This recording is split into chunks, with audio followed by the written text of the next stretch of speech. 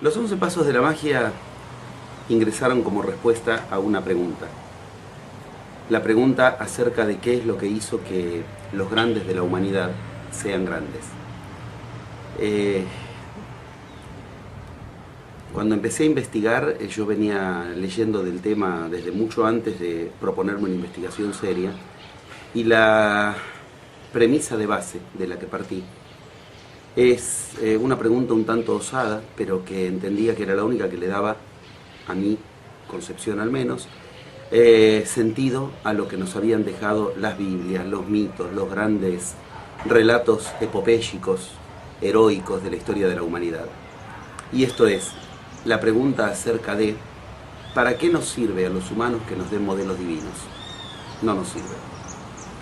Si un humano tiene que seguir el modelo de un resucitado de la muerte, un hijo de una virgen, alguien que, como en la India dicen de Buda, cuando era bebé al caminar detrás de cada paso crecía un loto, si yo como humano tengo que seguir esos modelos, no me sirve, no puedo. Y mi hipótesis era que si ellos efectivamente habían logrado tal grado de evolución, una de dos: o era una leyenda que no nos servía, ese grado de evolución que trascendía a lo humano, o habían encontrado un camino. Y mi pregunta era, ¿cuál es ese camino por el que encontraron esa divinidad? Estudié muchos años, 14 años seguidos, todos los días, 14 horas por día, todos los días, 14 horas por día, durante 14 años, los textos sagrados, las Biblias, al mismo tiempo que hacía mi formación académica, como psicoanalista. Y osé poner a Cristo en el diván de analista, a Buda en el diván de analista, a Lao Tse en el diván de analista, y preguntarle: decime tu secreto, no puede ser que hayas nacido iluminado. Si alcanzaste la iluminación, ¿cuál fue el camino? Bueno, ahí empieza una investigación que entonces sí, ya lo era, ya empezó a hacer investigación. Primero, por tanta lectura, empecé, como me enseñaba el psicoanálisis, con mis herramientas. Ver si había algo idéntico entre todos ellos, que parecían de tan diferentes épocas y de tan diferentes culturas. Esa es una herramienta analítica que sirve en la vida cotidiana, tanto hoy como 6.000 años atrás. Ver lo idéntico en lo diferente. Y para mi sorpresa, sí, efectivamente, comenzó a surgir una pauta, una pista, un rastro. Habían cosas en común entre todas las grandes culturas iniciáticas de la humanidad y sus patognomínicos, sus grandes representantes.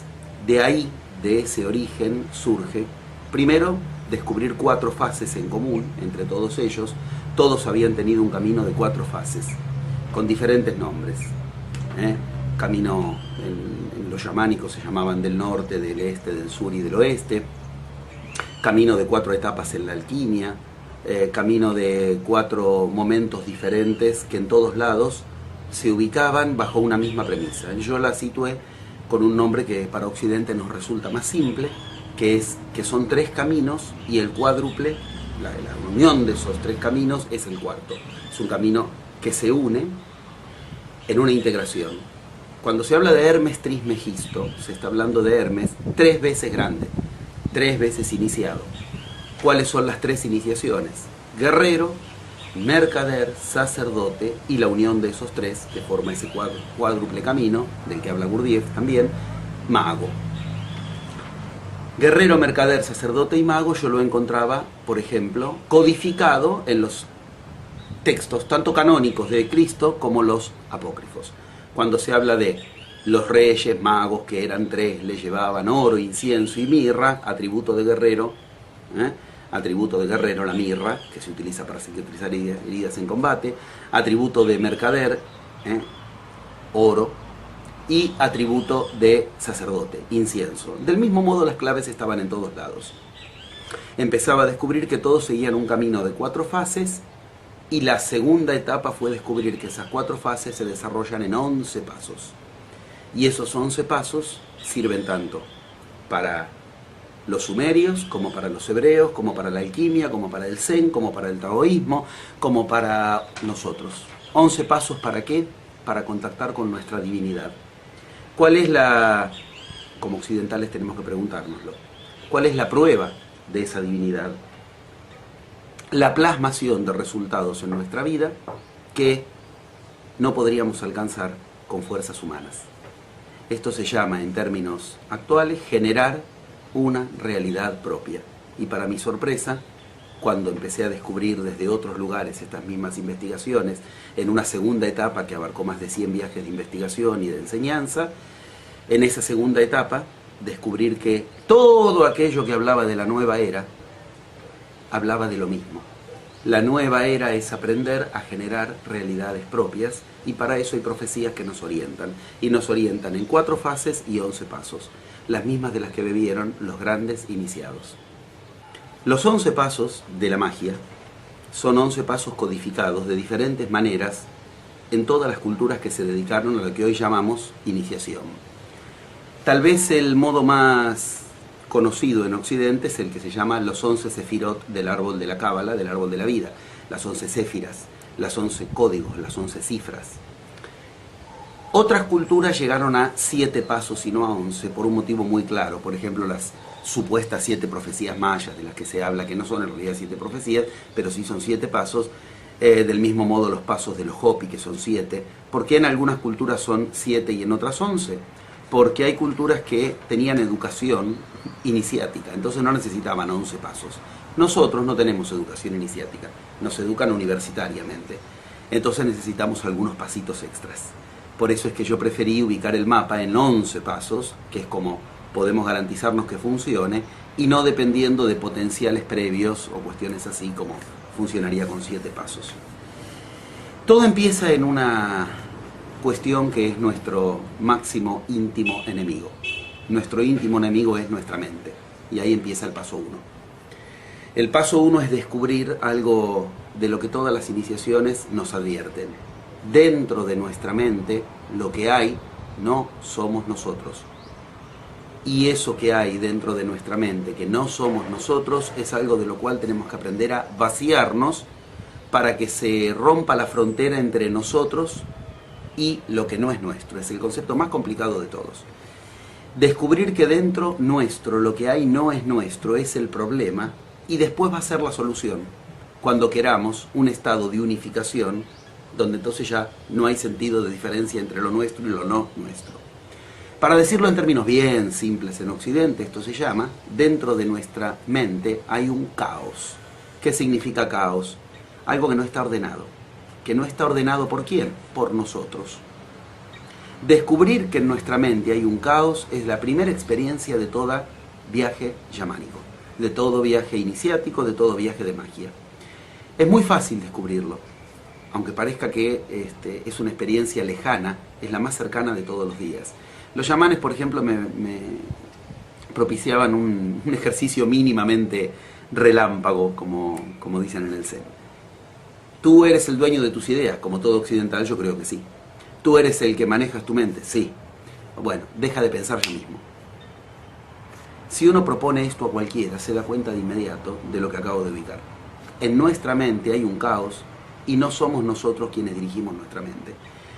En el Zen es famoso que, por ejemplo, se necesitan 12 años de entrenamiento duro para lograr un minuto, lograr un minuto que la mente quede a nuestro servicio. 12 años de entrenamiento para un minuto. Digamos, no es negocio. La idea de que durante 12 años tengo que entrenarme para llegar a un minuto, ordenar mi mente, nos marca lo que es el combate en juego.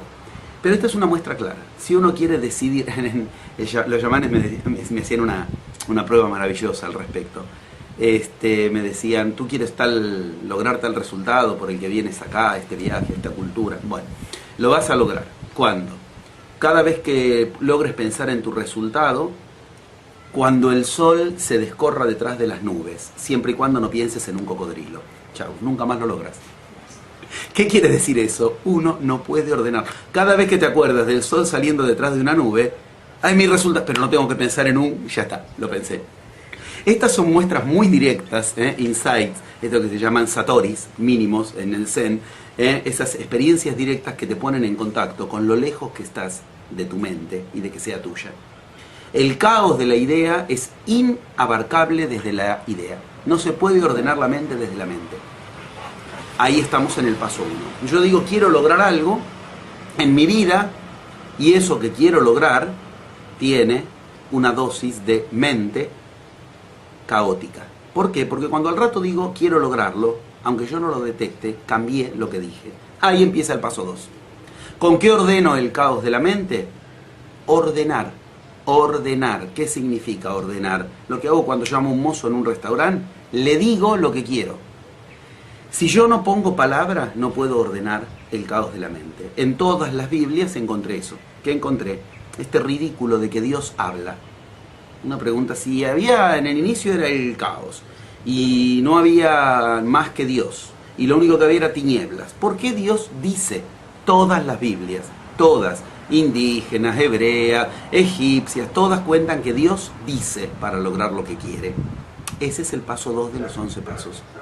¿Por qué Dios dice? Porque al decir me enteraré de algo gigante. No es fácil decir 2 veces lo mismo que quiero lograr. La gente cambia imperceptiblemente las frases. Y al cambiar las frases, el universo cambia el sentido inmediatamente. Esto se llama en cuántica, que es una de las cuestiones que tuve que estudiar poderosamente durante esos 14 años de estudio continuo, de preparación. En cuántica esto se llama efecto observador. ¿Y qué es un efecto observador? Si yo observo un fenómeno, lo genero. ¿Pero qué fenómeno genero? El que yo observo, no el que creo que observo. ¿Cómo sé el que observo? Lo tengo que decir. No es lo mismo si yo digo mañana quiero conseguir trabajo que si yo digo mañana quiero buscar trabajo. El universo va a traer aparejado un resultado diferente. Si yo digo que mañana quiero buscar trabajo, no lo voy a encontrar. Porque le ordené al universo buscarlo. Si yo digo que quiero encontrar trabajo, se me van a generar una serie de entramados para que el trabajo lo encuentre. Todo esto juega en un paso 2 que empieza en un verdadero viaje interior. ¿Por qué? Porque más tarde o más temprano uno se lo pregunta. Más tarde o más temprano uno se hace la pregunta que es la primera pregunta que Buda le hacía a sus discípulos. ¿Quién mueve tu lengua cuando tú hablas? Paso 2. Lograr decir lo que quiero me va a llevar a un viaje interior donde voy a descubrir ese caos de las ideas cada vez que quiero anclar en una frase. Y me voy a preguntar, ¿y por qué? ¿De dónde me viene esto de que yo quiera encontrar trabajo, de que yo quiera buscar trabajo y de que para mí sean cosas que no detecto como caóticas? Cuando logro decir el paso que quiero, cuando logro decir el resultado que quiero alcanzar en ese paso 2, empiezo el paso 3. ¿Qué es el paso 3? No puede ser que porque yo diga bien lo que quiero lograr, lo voy a lograr. ¿Qué significa esto? División de fuerzas entre lo que digo y lo que siento. El paso 2 me permitió poner en orden lo que pienso gracias a lo que digo. Pero ahora se va a manifestar el caos original por otra vía. ¿Cuál? No voy a sentir lo que yo quiera sentir. Voy a sentir que no puede ser, que en realidad por decir bien una frase lo voy a lograr. Mis sentimientos son el generador de caos. Ahora, paso 3. Se llama el peligro de la forma. ¿Por qué? Porque lo primero que como occidental me voy a preguntar es ¿y de qué forma lo logro? ¿Cómo lo logro? Bien, los mapas de magia me enseñan que el tercer paso es la pregunta por el cómo. Nunca primero me tengo que preguntar cómo. Un occidental primero se pregunta ¿y cómo lo voy a lograr? No, primero es ¿qué quiero lograr? Y el cómo se lo dejo al universo. ¿Dónde entra el paso del cómo, de la forma? ¿Cómo me siento yo? En el tercer paso tengo que lograr sentirme como yo quiero sentirme respecto de ese resultado. ¿Qué? ¿Es posible que uno se sienta como quiera sentirse? Ahí empieza un cambio de paradigma. ¿Por qué? Porque uno descubre que puede decidir cómo sentirse. En nuestro paradigma imperante creemos que los sentimientos no se pueden manejar. Y nos creemos además meritorios de ser esclavos de nuestros sentimientos. Paso 3. Ni puedo ignorar cómo me siento, porque si no me siento como yo quiero, mi universo no se mueve hacia donde yo quiero que se mueva. Esto se llama conmoverse. Mi universo se mueve con mi conmoción, si no, no se mueve. La raíz etimológica es la misma. Motriz y emotriz, emotivo, es la misma raíz. Cuando yo logré ordenar mis sentimientos, mi palabra y mi pensamiento, estoy en lo que se llama el manuscrito del Mar Muerto. Cristo en los 4 manuscritos del Mar Muerto se la pasa diciendo la misma frase.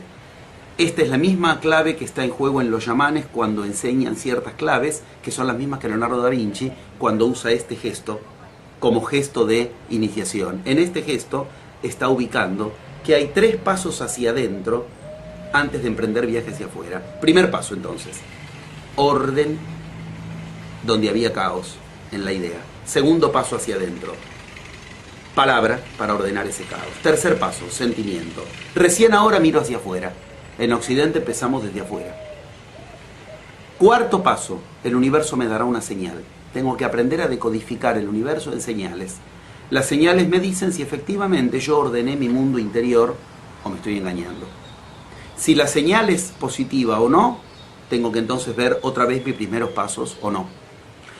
Entro al quinto paso, que es el último en el cual puedo manejar yo las cosas. Se llama el gran examen. Es un gran momento de peligro porque si me engañé y en mi interior no ordené mi universo, afuera ya no lo voy a poder frenar. Porque el paso 6 es los secretos que nos enseñaron los chamanes en las montañas de Cusco, que es manejo de energía. Ya no puedo frenar lo que ocurre. La energía empezará a amplificar lo que yo haya metido con mi palabra, con mi idea y con mi sentimiento. Empiezo a aprender a manejar la energía. En Occidente ni sabemos que la energía hay que manejarla. Si yo le pregunto a un occidental, ¿qué estás haciendo para lograr lo que querés? Ni se le ocurre plantear que lo que estoy haciendo es, una de las cosas que tengo que hacer es energetizar lo que quiero. Ni entra ese verbo en nuestros paradigmas. Cuando le di energía a lo que quiero, entro en el paso 7. ¿Qué ocurre? La magia. Se empiezan a generar fenómenos que me parecen de magia pura. Esos fenómenos son, primero y principal, por vía de entramados que presentan lo que yo quiero. Se llama casualidades. Se generan casualidades causadas por mí. Y uno dice, si las causé yo, no son casualidades, son causalidades. Error.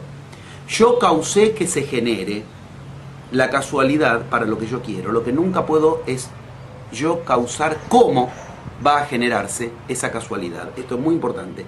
Yo genero que se genere la casualidad, pero no puedo generar cómo se va a presentar. ¿Esto qué hace? Burbuja pura. Esto me hace un estado burbujeante en la vida. Nunca sé a la vuelta de qué esquina va a estar la casualidad con el resultado que yo quiero. En el paso 7 además aprendo a entrar en mis sueños, porque aprendo a manejar con mi energía mi vida sin divisiones. De día y de noche dirigirme a lo mismo que quiero. Pasado el paso 7 bajo a la tierra otra vez. Ahora voy a tener que defender en la vida cotidiana lo que logré con mi energía, con mis sueños, con mis casualidades. Esto se llama negociación. Y se aprende por vías de lo que las escuelas antiguas hacían por vía de guerrero. Se aprende a pasarlo a un terreno de vida cotidiana de mercader. Es lo que hicieron los ronin y los samuráis cuando perdieron el sentido de su arte guerrero. Entonces se transformaron de ejecutantes a ejecutivos. Y se aprenden estrategias y tácticas de negociación basadas en escuelas iniciáticas marciales. Entonces viene la gran prueba, el paso 9. El examen de fin de año. El paso 10 es la concreción del resultado. Muy bien. El paso 9 es el examen final. Todo lo que tuve que aprender a ordenar de mis palabras, de mis sentimientos, de mi caos, lo que me salió al cruce se me va a presentar todo junto. Esto es grandioso, porque quiere decir que cuando uno efectivamente tiene un mapa de 11 pasos, sabe algo muy claro. Ahora tienen que presentarse obstáculos. Entonces cuando se presenta el obstáculo, en lugar de que uno se desanima, sabe que está en el lugar correcto. Si los obstáculos no logran desviarlo, paso 10, gran realización, y hay que aprender a habitarla. La gran pregunta es, ¿y cuál es el paso 11? El paso 11 es el gran maestro, es lo que me trató de frenar durante todos los 10 pasos, y del cual tengo que aprender mi más importante lección. ¿Cuál? ¿Qué es lo que yo vine a resolver a esta encarnación? El 21 de diciembre de 2012 es un cierre y una apertura. Hay una puerta que se abre y no es una puerta astrológica simplemente, sino que es astronómica, es un hecho, un fenómeno real astronómico. El cambio de era no es confundible con la New Age. La New Age es una moda, tiene 20 años. La nueva era son 12.000 años de profecías. Hay alguna diferencia. ¿Qué produce el cambio del 21 de diciembre al 22 de diciembre? Es lo mismo que decir el cambio en calendario gregoriano de un 31 de diciembre a un 1 de enero. Termina una era de 25.920 años. Y en esos 25.920 años, ¿qué sucede? Nuestro Sol, alrededor del cual gira nuestro planeta y nuestro sistema solar, también gira alrededor de otro Sol. Esto es lo que nos enseñan desde 12.000 años atrás, por ejemplo, culturas como las sumerias, inclusive, según los mayas, que empiezan según ellos en el 3113 a.C., ya estaba codificado esto. O sea, hechos astronómicos de los que nosotros, nuestra NASA querida, se enteró hace menos de un siglo, ya estaban codificados. Nuestro Sol y nuestro sistema solar giran alrededor de otro Sol. E igual que ocurre con la Tierra cuando gira alrededor de nuestro Sol, hay un momento en el cual cada uno de nosotros tenemos directa llegada de la luz solar y hay un momento en el que estamos en sombras. Ok. Lo mismo pasa con todo nuestro sistema solar. Para decirlo bien fácil, después de 25.920 años de girar alrededor de ese Sol que es el centro de la galaxia, las Pléyades para nuestro sistema, con nuestra estrella central de las Pléyades, Alcione, Hunabku para los mayas, Horus para los egipcios, por primera vez vuelve al amanecer galáctico del que hablan los mayas. ¿Qué es el amanecer galáctico? Dejamos de estar en el cono de sombra en el que estamos desde hace la mitad de ese tiempo, 12.800 años, y empieza otra vez como si fuera el primer momento del amanecer de un día galáctico. ¿Qué produce esto? Una diferencia enorme que el ser humano ya está experimentando, aunque no lo sepa. Esta experiencia es uno de los elementos más difíciles de decodificar de las profecías, de las enseñanzas originales, y está en todo el planeta con signos que nos advierten a nosotros, o sea, a los que decidimos encarnarnos en este cambio de era. Son profecías pensadas para este cambio de era, con claves que son para ser leídas ahora, o sea, son mapas y son manuales que nos dejaron para avisarnos en qué consiste este cambio de era. ¿Por qué? Porque no es fácil lograrlo. Para entender por qué hay tantas advertencias, tanto mapa, tanto manual, que nos dice, cuidado, no es fácil lo que van a tener que atravesar y es mucho más probable que no lo logren a que sí lo logren, hay que entender en qué consiste ese amanecer galáctico. Del Sol va a venir un elemento que siempre está presente, pero que por estar por primera vez en tanto tiempo directamente de cara al centro del Sol, no hablamos de nuestro Sol. Nuestro Sol para los mayas es Kinich Ahau. Estamos hablando del centro de la galaxia que se llama Hunabku. Los mayas dicen claramente, Hunabku le va a despertar a Kinich Ahau, que le va a revelar cosas que hasta ahora no le había revelado. Y Kinich Ahau a nosotros nos va a dar su poder. En términos astronómicos esto es, nuestro Sol se va a activar porque se va a recargar con el centro de la galaxia. ¿Y eso qué produce? Produce que nos invada un elemento central, clave del universo. Ese elemento se llama, en nuestra concepción científica, plasma. Y el plasma es lo que en las diferentes culturas iniciáticas se trataba de nombrar como prana, ki, kausai, esos elementos que muy pocos maestros podían contactar y quienes los contactaban generaban realidad propia. Generaban lo que querían generar. Pues bien, en la nueva era, desde el 22 de diciembre del 2012, a las 11:11 de la mañana de cada pueblo, empieza a llegar más plasma. Quiere decir, no vamos a poder esquivar lo que antes había que ir a buscar allá arriba en las montañas, en ceremonias esotéricas, y acá empieza el gran tema. ¿El plasma qué es? El elemento plasma es el elemento cero del universo. Mal llamado el cuarto estado de la materia, no es cuarto, es cero. Es antes de los otros tres estados. Sólido, líquido y gaseoso. Y antes, plasma. Quiere decir que el plasma es el elemento generador de lo sólido, de lo líquido y lo gaseoso. Quiere decir que el plasma es el elemento generador de la realidad. El humano va a estar impregnándose de plasma en cada minuto, cada vez más, cada vez más, cada vez más. Eso significa va a tener un poder creador superior en cada minuto. Y tener un poder creador superior en cada minuto tiene un serio problema, que es, todo depende de lo que aprendamos a crear. Acá empiezan las profecías a advertirnos. Estamos bajo 4 paradigmas que nos enseñan a crear para destruir. No sabemos crear sin destruir. Queremos crear en nombre de la ciencia y destruimos bosques enteros, mandamos chatarra espacial, contaminamos todo. El humano tiene que aprender un paradigma en el cual aprenda a crear con el plasma. Ese paradigma se llama la magia. Eso es el cambio de era. ¿Cómo cambia la era? Acá empieza la gran diferencia. Este cambio de era ocurre por un hecho astronómico en el que cada uno va a tener más plasma. Pues bien, ¿cómo vamos a, si tenemos que visualizar la nueva era 10 años después? Es la que cada uno haya logrado realizar. No nos van a venir a tocar el hombro, cambió la era, humanos, ahora entramos en una nueva era. Es exactamente al revés. El humano va a tener que lograr por primera vez en su historia cambiar de era. O sea, el cambio de era es individual. Y hay que lograr, con un cambio de era individual, bajo ecuaciones muy concretas que podemos hablar y que podemos especificar perfectamente, porque hasta matemáticamente está estudiado, cuándo se logra el cambio de era basado en cambios de era individuales. Yo tengo que lograr cambiar mi era. ¿Y qué es cambiar mi era? Lograr generar mi propia realidad. Para eso el universo me va a invadir de plasma. Las plantas se van a llenar de plasma y yo me voy a comer las plantas que van a tener más plasma. Mi energía va a tener más plasma. Los animales van a tener más plasma. Seremos cada vez más cercanos a dioses generadores de realidad.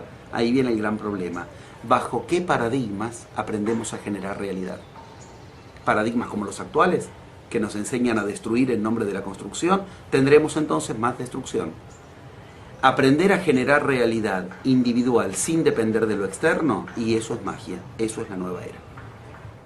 Cuando alguien que no conoce sobre la nueva era se entera de la nueva era, lo primero que entiendo que hay que informarle es que la nueva era no va a suceder a nivel cultural, sino que va a suceder a nivel individual. Y que la manera más simple de comprender la nueva era es, se incrementará el agente creativo de cada ser humano. ¿Qué significa esto? Bien concretamente, tendremos más poder para crear. Como personas, de uno en uno. ¿Esto qué significa? Crearás lo que aprendas a crear. La gran pregunta es entonces, ¿con qué aprendo a crear? Ahí es donde se necesitan esos 11 pasos que hemos descubierto, como lo codificado entre las diferentes culturas. Los mayas nos enseñan un largo proceso que empieza en lo que ellos llaman Bactunes, periodos de 144.000 días, que después pasan a Catunes, 7.200 días, después pasan a Tunes, 360 días, después pasan a Huinales, 20 días, y concluyen en Kin, que es un día. ¿Cuál es el sentido de eso? Alguien que no conoce del tema puede entender fácilmente lo que los mayas nos quieren decir, si entiende que los mayas nos están diciendo codificadamente que un día nuestro, al final de esta era, que está terminando, corresponde a 144.000 días del inicio de la era. Es algo, ¿no? Si nos vamos a la India dicen lo mismo, esto se llama un día de Brahma y es un proceso idéntico. Ciclos planetarios, ciclos mayores, ciclos menores, subciclos, razas madres concluyen lo mismo.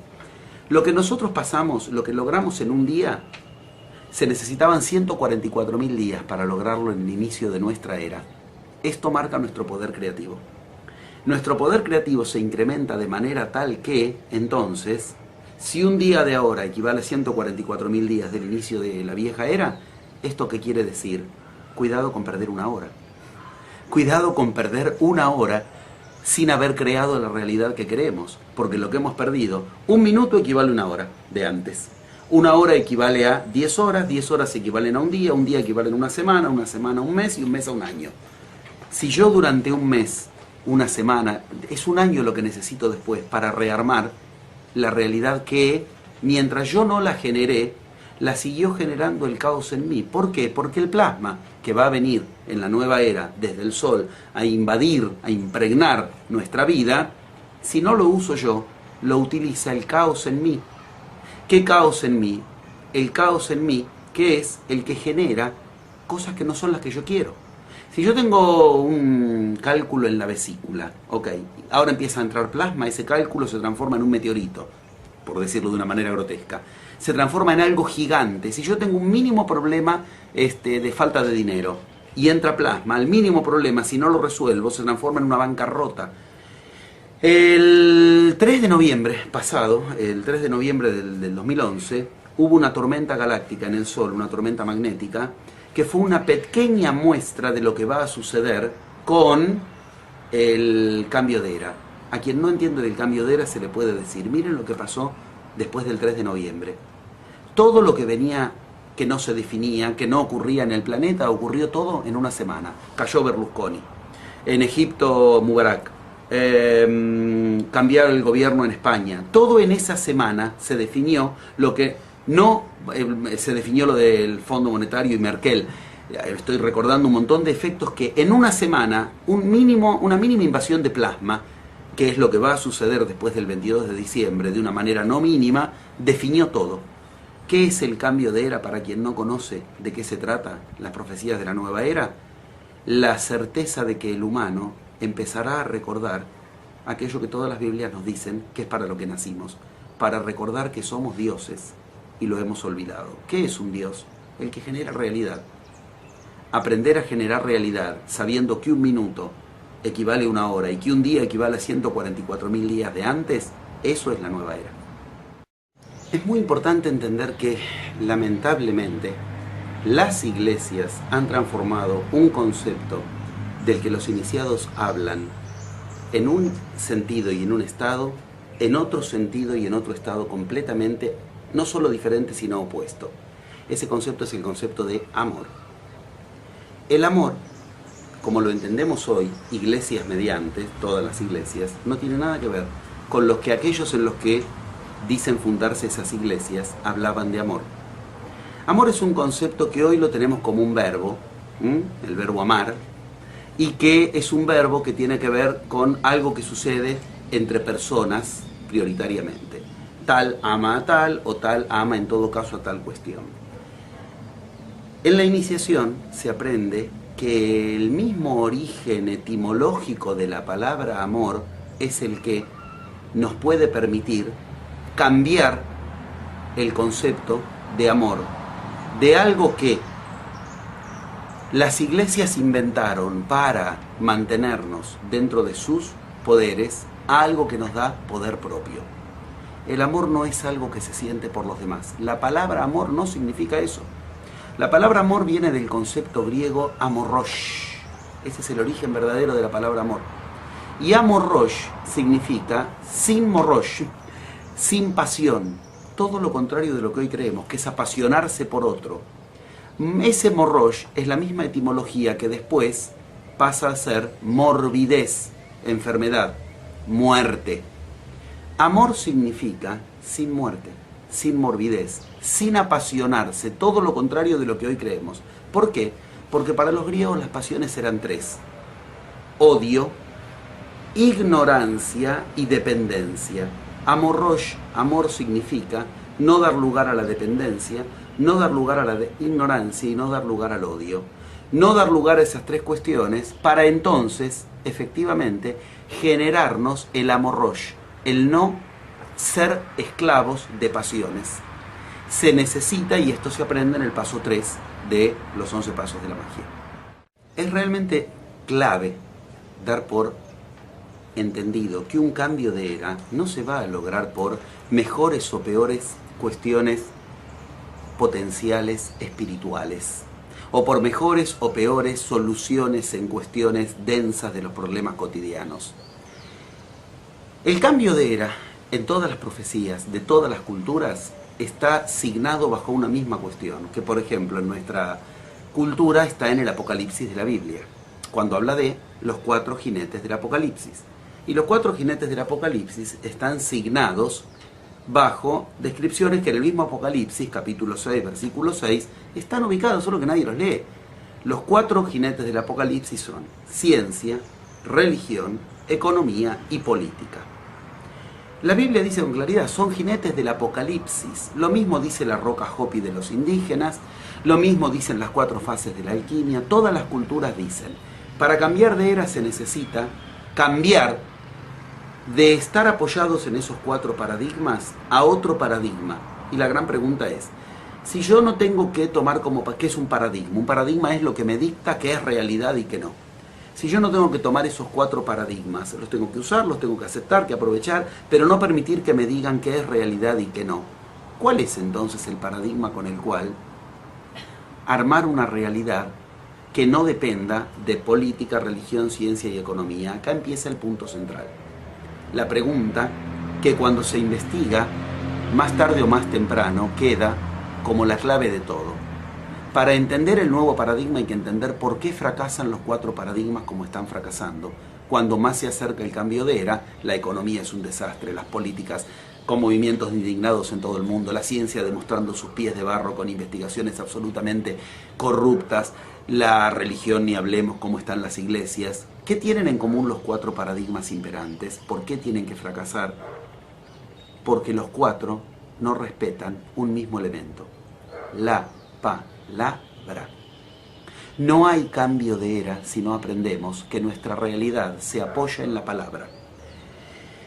El arco de todos los diferentes paradigmas es que la política puede prometer cosas que no las cumple y nos parece normal. La ciencia dice que hace cosas que no son las que en realidad hacen sus experimentos y nos parece normal. La religión se la pasó mintiendo durante 2000 años, por lo menos la católica, para hablar de la más conocida en Occidente, y nos parece normal. Y las economías nos dicen que todo florece, todo va bárbaro y en una burbuja, y nos parece normal. La magia enseña que lo primero con lo que se genera el universo es con lo que Dios en todas las Biblias generó el universo. Tuvo que decir, haya luz. Tuvo que decir, haya división de aguas. Tuvo que decir una orden.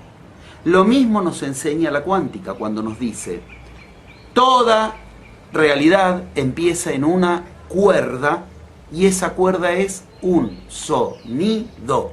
Lo que en la India se llama sonido primal, y lo que es el origen de cualquier cuestión que después conocemos como realidad.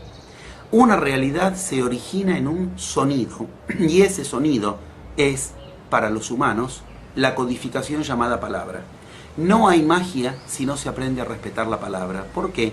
Porque la misma magia significa, en su patognomínico fundamental, como lo conocemos en Occidente, en su contraseña, abracadabra, el patognomínico fundamental de la magia, a cualquiera que le preguntas, ¿conoces alguna palabra de magia? Más o menos abracadabra la conoce todo el mundo.